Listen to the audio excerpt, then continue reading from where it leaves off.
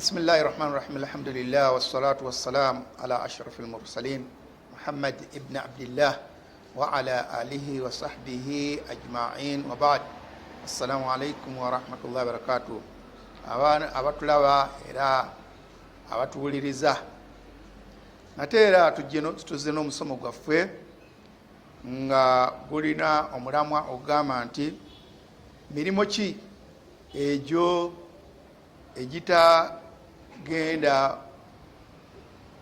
egitalina bwetaavu kugenda ku minzaani ku lunaku lw'enkomerero.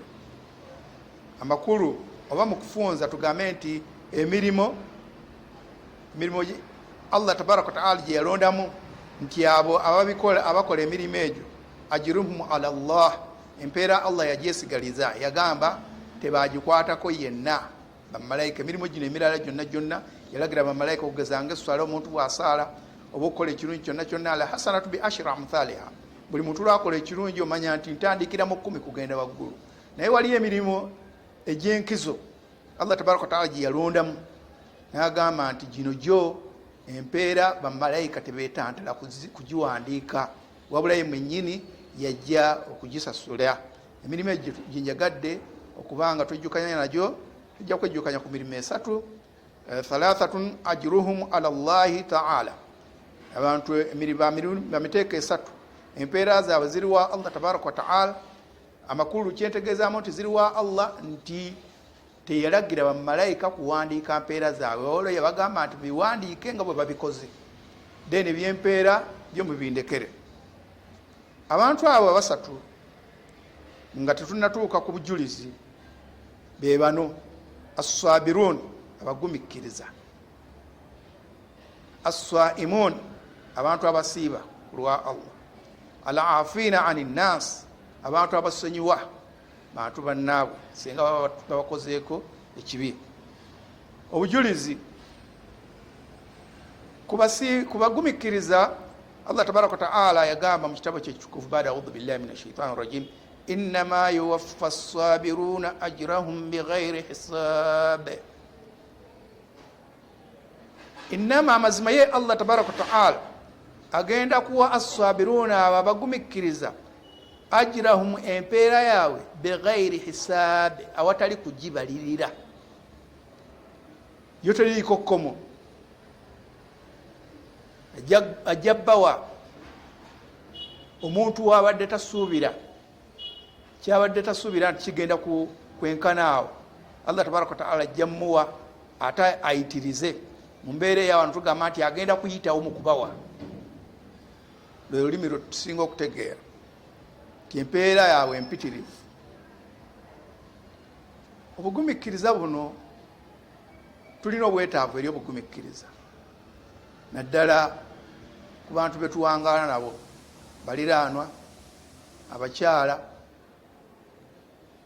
ab'eŋŋanda, basiraamu bannaffe, mu mamotoka mutambulira mu nguudo, yonna ofuna ebikunyiiza naye tasbir, ogumikkiriza ku kugera kwa Allah tabaraka wa taala kwaba akugeredde.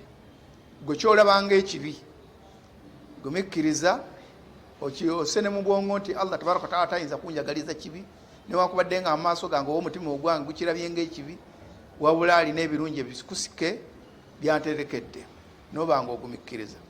Sabru fi taa, ogumikkiriza bulimu ennyingo 3. Eriyo okugumikkiriza mu kugondera Allah, mu kussa mu nkola amateeka ga Allah, kusaala, kusiiba, kutoola zaka. Ebintu ebyo tulowooza nti byangu. Okusiiba omuntu alumwa enjala, okusaala yeeresa ebiseera bye, neyiwako amazzi mu biseera by'okumakya naddala, n'aleka zi bizinesi ze n'agenda atendereze Allah tabaraka wa taala asaale. Obwo bugumikkiriza. Asawumu, omuntu neyeeresa ebyokulya. Azaka, omuntu neyeeresa.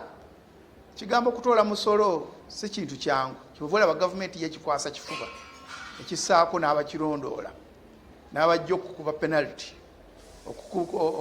okuvunaana senga oba togutodde. Kati omuntu neyeewaayo neyeekuuma ye yekka, n'agamba nti emaali yange eno nja kujjamu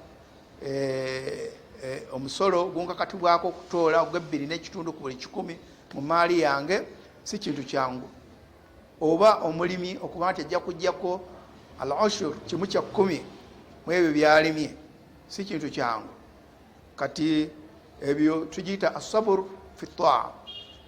Nebairo saburu anil maasiya, obugumikiriza omuntu bwakola aleme okugwa mu nsobi mu bwononefu mu ekyo Allah kye yaziyiza. Allah ne bagamba nti kino obusiraamu kyabugaana. Kayala ne kakuluma ne kakuba obwavu, naye nga waliwo ssente ze bawola kuddizaako amagoba amatono bwe gati. Ayinza okugamba nti oli bwawola akuwola kakadde, naye mu mwezi mulamba ogenda mumuddizaayo 15,000 n'ogamba nti nedda 5 ezo riba ŋŋaanyi n'okyeresa n'ototoniya kiri bugoba bwataddeko n'obufuula nga kinene ewaani ewa Allah tabaraka wa taala nti Allah yalangirira olutalo eri abo abalya riba, naye ng'obwavu bukuluma. Tasbir gw'omuvubuka n'ogumikkiriza, tonnafuna mbeera yakuwasa obusobozi obuwasa naye n'otoyenda. Omuvubuka mukyala musajja oba mwami oba omuntu yenna omusajja omukulu mukyala we yanoba oba gwe omukyala baawe mwayawukana oba yakufaako abalala olemereddwa okuzzaawo mulala n'ogumikkiriza nti sijja kukola bwenzi. Saburu anil maasiya, n'otolwana n'otovuma kubanga bwononefu, n'otokolera bantu nsaalo naye ng'ate waali musaaliddwa. Alhasad saburu anil maasiya. Then saburu eyokusatu obugumikkiriza omuteeko omulala asaburu anil qada wal qadar, kwebyo Allah tabaraka wa taala byakugerera byabakugeredde. Obadde mugagga emaali yo netokomoka, wagenze weebase ogaddewo bulungi, ababbi ne bajja ne bakubba, oba ebintu bisitowayo nekwata omuliro, oba business motoka giwatiseeko ebyamaguzi ogenda okuwulira nti yagudde mu mabira, teyiseewo n'ogamba nti qaddara Allahu wama shaa faala, n'otoyogera kisukka ku ekyo, n'ofiirwa omwana ow'oluganda, n'ofiirwa taatawo maamawo oba ow'oluganda lwo oba mukwano gwo mubaawo mukyalawo, naye ng'obaddemu n'ebirowoozo bingi nnyo, pulaani mpitirivu ku muntu oyo, mutaddemu ssente empitirivu, mutaddeko ebirowoozo byo byonna Allah tabaraka wa taala najjamu kujjako, nga gwe badde osuubira nti ono yagenda mwana wange ono yalinziika, genda okugira bwoti ng'ate yakusoose okufa. Fatasbir, n'obanga okola nga nabbi sallallahu alaihi wasallam bwe yakola. Yagamba atya ng'afiiriddwa mutabani we Ibrahim, nga basahaba bamulaba Madina, yagamba nti inna alqalb tahzan, omutima gunakuwala, gufuna enyiika ku kintu ekigukosezza. Wala ain tadma, ate amaaso gakulukusa amaziga. Wala naqulu illa ma yurdi rabbuna, nagamba nti naye tulina okwekuuma ku nnimi zaffe ne tutogera okuggyako ekyo ekisiimisa omutonzi waffe Allah tabaraka wa taala. Mukkiriza bwe yalibadde mu kiseera ky'obuzibu, okukaaba asobola okukaaba naye ng'akaabisa maaso, n'anyolwa mu mutima gwe, olulimi n'alufuga, eyo saburu, n'ofuga olulimi lwo n'otononooza ani yamusse, yaliddeko wa gundi, ani yamwogeddeko ekigambo, ani yakozebwa ati, ani abadde ensonga y'okufa kw'omuntu ono. Abantu omuteeko gwo omuntu akola ebyo ebisatu, omugumikkiriza mu mbeera ez'esatu zetwogeddeko, oyo empeera ze Allah tabaraka wa taala zimuteekerateekera ng'agenda zimuwa bighairi hisaab, nga tekuliiko mbalirira, tebirimu accountability nti lwaki ate kisusseewo. Abamalala aswaimun, omusiibi, omuntu eyeewaayo n'asiiba lillah subhanahu wa ta'ala, ekyo nakyo Allah tabaraka wa taala yakyesigaliza. Okusiiba tukumanyiddwa, tekutujja kugenda diipu nnyo, buli omu amanyi kyatuukako mu kusiiba. Enjala neekuluma, nnyonta neekuluma, n'olaba ebyegirisiza awo nga wali baddewooko nekyokola ng'abafumbo, naye n'oguma lillah. Sawm, obugumikkiriza ebyo n'oba nga toliiko akulondoola emirimu gino emirala. Tubeera n'abantu abasobola okukulaba nti oba okoze ekintu gundi naye okusiiba buli kiseera obeera ne katonda wo Allah tabaraka wa taala, obeera ne mulezi wo yekka yakulondoola gobeera naye mukyama ne mulwatu. Eswala abantu bayinza okukulaba ne bagamba nti gundi yo tasadde, naye okusiiba muntu ayinza kukakasa nti oba tosiibye okujjako unless nga akulabye ng'olya, naye osobola okubeera wano mu bantu noba ng'osiiba wadde eri n'onywa n'olya n'okola na buli kimu kyoba oyagadde. Kale olw'obugumikkiriza obwo tayipu eyo Allah tabaraka wa taala aswaimun naawe abasiibi empeera yaabwe nga yo yankizo teriiko mbalirira yonna yonna ajja bbawa mu bujjuvu biyitirivu. Omulala al afiina ani nnaasi, abasonyiwa abantu ababa bakosezza. Omuntu okusonyiwa kiba kitegeeza nti asonyiwa muntu alina kyamukosezza, enyiike gyakutuusizzaako, wa luganda, mukyalawo, baawo yakoze ekikunyiiza oba mwana, n'obanga bw'osunguwala togenderera kiwanvu, mukozi naddala omukozi gwe tunaakumako kuleeterako example. Nabbi sallallahu alaihi wasallam yamwogerako atya. Lumu omusajja yajja eri Nabbi sallallahu alaihi wasallam abuuza nti ya Rasulallah, tubeera n'abakozi ne bakola ebitunyiiza ne bakola ebitaliiyo, naye omukozi musonyiwe kyenkana ki, kyenkana wa? Nabbi sallallahu alaihi wasallam n'amuddamu n'amugamba nti musonyiwe olunaku fil yawm 70 marra, emirundi 7. Musonyiwe mu lunaku emirundi 7.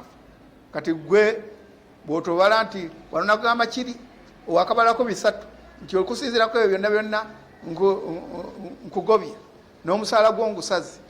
Tusonyiwe abakozi baffe, tubawe emisaala gyabwe baba batusobezza, omubuulirire bwe yeemenya musonyiwe. Al afu ani nnaasi, okusonyiwa abantu bannaffe naddala ab'eŋŋanda, n'obeera awo ng'ogamba oyo tetuyinza kunyumya naye, tulinyumiza magombe, gyototuukanga ate gyobisindika, gamba oyo tulinyumiza naye magombe. Tosonyiwa, tolina kusonyiwa. Olaba otya nga Allah tabaraka wa taala naye takusonyiye. Allah tabaraka wa taala abasonyiyi agenda basonyiwa. Kyova olaba nawe yabateeka mu muteeko ogw'abantu abo abatalina gundi, abatagenda abagenda okufuna empeera nga taliiko kubalirira. Ku musiibi obujulizi tubujjawa hadith al-Qudusi. Allah tabaraka wa taala agamba nti kullu amali ibn adam lahu, buli mulimu omwana Adamu gwakola gugwe. Amakulu nti empeera azimanyi, al hasanatu bi ashara amthaliha, buli kirungi ekimu kyakola atandikira mu 10 kugenda waggulu. Illa sawmu, okujjako okusiiba, fa innahu li, okuku kwange mukundekere, wa ana ajizi bi, nze agenda okusasulira okwempeera kwange. Amakulu nti empeera zaako okuzigeraageranya kyange ekyo nakyesigaliza, teyakikwasa kitonde kyonna kyonna, tekikwasa malayika nti muwandiike. Kubasonyiwa abantu Allah tabaraka wa taala agamba nti baada audhu billahi minash shaitani rajim, faman afa, n'omuntu yenna asonyiwa, wa aslaha, ate n'alongoosa. Osonyiye bw'omala ate n'ogira ki, n'olongoosa. Gw'osonyiye n'omulaga nti nkusonyiye, n'omuwaayo akalabo kabadde tasuubira, mu kifo ky'okumutema omusaala, ate n'omuwaayo n'ogamba nti kano nkakuwadde nga njagala olongoose, lwankosezza mu kintu kiri, naye nkuwadde 10 luno, nkuwaddeyo ne kasoda kano okanywe, kyenoonyaamu olongoose oleme kuddayo kubeera mu ekyo kibagamba nti wa aslaha, n'olongoosa, fa ajruhu ala Allah, abantu abakikulanga ekyo empeera zaabwe ziriwa Allah tabaraka wa taala. Tusaba Allah tabaraka wa taala atusse mu bagumikkiriza, atusse mu basiibi, atusse mu abo abasonyiwa bannaffe yadde nga tebanneenenya. Omusonyiye ogwe obeere omulungi ng'onoonyaamu kusiimibwa kwa Allah tabaraka wa taala nakufuna empeera eyo empitirivu. Wa sallallahu wa sallam ala sayyidina Muhammad wa ala alihi wa sahbihi ajma'in. Nyongera okubajjokeza nti bino byonna byonna mubiwulira nga muyitamu Al Mimbar Media Group, mujagale munyiga akade kaayo, mufune buli kipya ekijja mu masheikh ab'enjawulo. Mimbari yemu ku mikutu egikyakutteyo mu kubaleetera basheikh ab'enjawulo. Wassalamu alaikum wa rahmatullahi wa barakatuh.